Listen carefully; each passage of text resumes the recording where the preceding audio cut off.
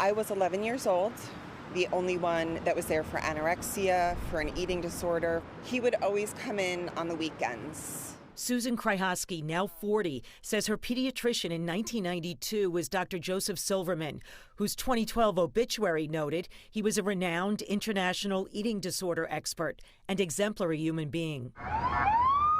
But Kryhoski says the doctor was a predator who used his prominence to get her admitted to the baby's hospital in 1992, isolating her in a room at the end of the hall.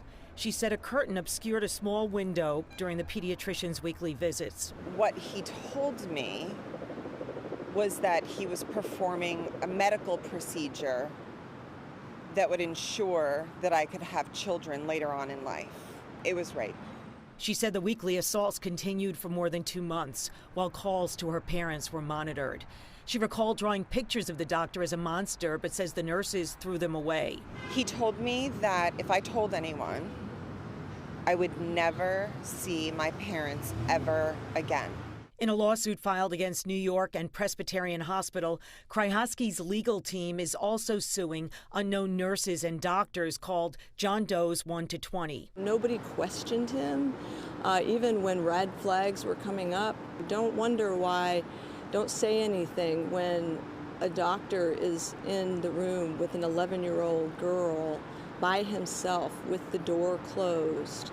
Kryhoski said at one point she tried to escape using the bridge linking Babies Hospital to the Milstein Pavilion. When she was taken out of her room for a test, she was caught. Susan Kryhoski told us that it was only after her parents stopped getting any kind of updates from Dr. Silverman about their daughter's condition that they decided to check her out of the hospital against medical advice. But life was not the same for the adolescent girl anymore. She chronically switched schools and worse. A path of self-harm, of suicide attempts.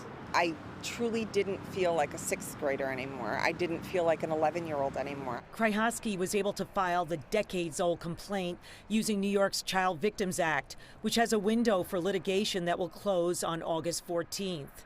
And Kryhoski's attorneys learned of another lawsuit filed last year by a former Silverman patient who said she was 15 when she allegedly contracted gonorrhea from the doctor in 1978.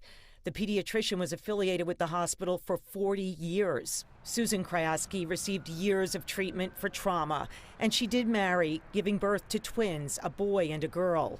They will turn 11 next month, the same age she was when the alleged rape started.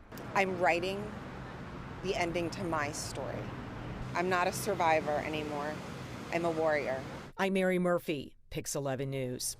And Pix 11 reached out to the hospital for a statement, and we received an email from the press office this evening saying the hospital declines to comment.